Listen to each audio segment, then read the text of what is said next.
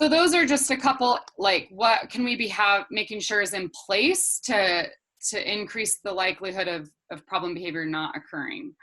And then we're almost at an end here, but a couple last strategies that we know can work really well is, again, back to the attention. If a student's problem behavior is motivated by teacher or para attention or peer attention, we can give them attention every 5 minutes, no matter what they're doing. So just setting that timer and making sure that you're giving them that positive attention. If we know a student is engaging in problem behavior because they want to escape, then we want to give breaks. We want to actually create scheduled breaks, but we need those breaks to take place after they comply, not prior. So first write your name, then you can have a sensory break or a drink break or a bathroom break, or first touch your nose, then you can go to the calm down corner. But not just, okay, you don't want to do work, you can have a break, because then we're teaching them non-compliance equals break, or non-compliance equals escape. So just even if it's the tiniest direction to get them to show compliance, like first sit in your seat, then you can have a break. It's just really important that their first behavior is compliance, and then they get to escape. Okay. Alternate between easy and difficult tasks. If math is really hard, give them a couple things that you know they can do. Trace these 5 numbers, and then let's do this one together, and then let's see if you can do this one by yourself. Don't have them all be difficult, because that's going to increase them trying to get out of it. Allow them to select the order of the tasks that they complete. So if they're presented with a worksheet, and they need to do 20 problems, let them do them in whatever order they want. Another option could be, if they're presented with a worksheet, have them choose one problem to work on, and then say, hey, just do one, and then you can go have a break. And then you would eventually increase it to 2, eventually increase it to 3, eventually increase it to 4. Right, that makes sense. If they like being sent to the office when they're in trouble because they think it's fun and they like the attention they get in the office, send them to the office when they're not in trouble.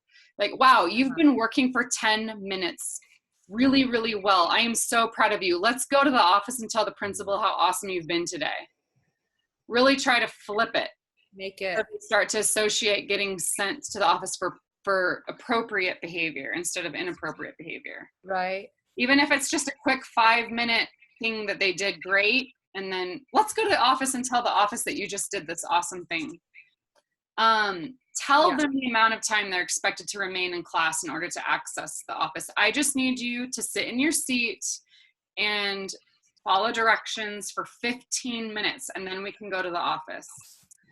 Or then we can go for a walk, and maybe even give them a timer so that they know and they can watch and monitor that time.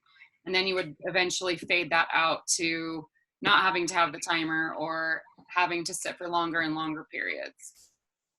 Can I ask a question regarding this? So this happens a lot with the students I work with, and we'll set up something, it's in play, but I have the hardest time getting teachers on board. Okay. So they don't want them to be taking the break?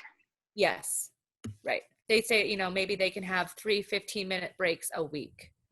When I have a student that can't even sit in a classroom for an hour without singing ABCs at the top of his lungs. Mm-hmm. Yeah. So what would be really great is if you could do a little like data collection of showing how every 5 minutes is the behavior occurring, every 10 minutes is the behavior occurring. And if you can show the teacher, look, they are engaging in this behavior. Like, let's say it's screaming the ABCs at the top of their lungs. That's the behavior we're targeting. So just like a loud scream disruption.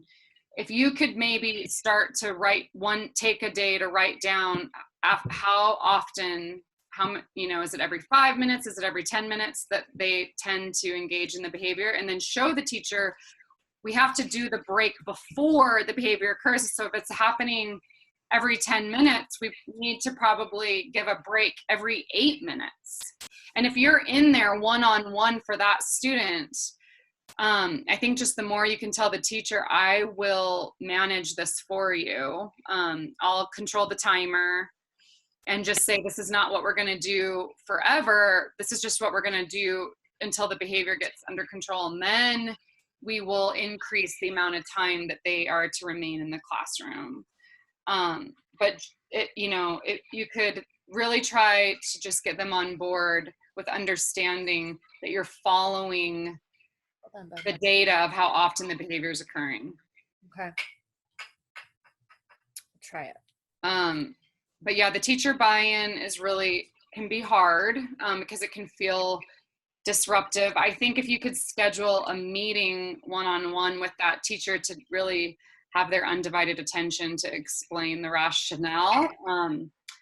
And if we know that the student is engaging in the problem behavior to escape, then we know that these breaks are evidence-based intervention. Yeah, that needs to happen. If they're trying to escape demands, then again, like make your instructions reduced. Like first, then just give one instruction versus 3 at a time. Decrease the amount of work that they do at a time. Like instead of a whole worksheet, maybe half of a worksheet. And then again, frequent timed breaks. So if the student is on an IEP, you could, if it's in their behavior plan, then it's really important. If scheduled breaks are in their behavior plan, then it's really important that the general education teacher follow those plans. If the student is not on an IEP, but you're finding that breaks work, it's just important to keep data on it. So you would have a piece of paper that says like every 10 minutes, Jose is going to get a timed break, and then you would see if that is decreasing the amount of problem behavior that's occurring. And if it is, then you have good data to show that the breaks are working. If it's not, then yeah, maybe breaks is not what they need. Maybe it's something else. Okay. Yeah. But it's still a student that might be needing more of like a tier 2 intervention that might be able to not have to be referred for special education. Very last strategy of today, and then we're done, is called the good behavior game. And this is an evidence-based intervention that's been heavily researched to be shown effective, and it's considered evidence-based. And it can be done with a whole class, or it can be done with a small group. What we tend to do is you could have a little portable whiteboard that you carry around with you. You can do this as a substitute even, or you can use the big whiteboard and you can have students against teacher with tally marks. And we have a mystery motivator that we typically use, but I'm gonna go over just how to set it up and then we're gonna be done for today. So you want, again, to go back to those class expectations or those rules that are posted in the classroom. Like, what is the expectation? What does it look like? What are some examples and non-examples of following directions the first time or staying on task? So you're going to choose the behavior that you're wanting to catch them doing. And then you're going to create the space on the whiteboard to create tally marks, and then you're going to create your reward system. So it might be stickers, it might be one gummy bear, it might be free time to get out the board games, it might be special art materials get taken out. And then you're going to need a timer to begin and end the game. So you might want to just choose like one time of the day that problem behavior is hard. So maybe math is when it's the hardest. So we're just going to play this game during math. And maybe math goes for 45 minutes. So I'm going to set my timer for 45 minutes. I'm going to tell the students what I'm looking for. I'm looking for students that are following directions the first time. I'm looking for students that are raising their hand. I'm looking for students that are doing their work. These are examples of what that looks like. These are examples of what that doesn't look like. We're going to practice. All right, now we're going to play. So again, you want to have some type of reinforcement menu that you know the kids are interested in. So is it the last 10 minutes of class they earn getting to put some kind of dance video on the smart board? Is it a coupon where the class gets to have lunch in the classroom with the teacher instead of going to the cafeteria? Is it a note home? Is it free time?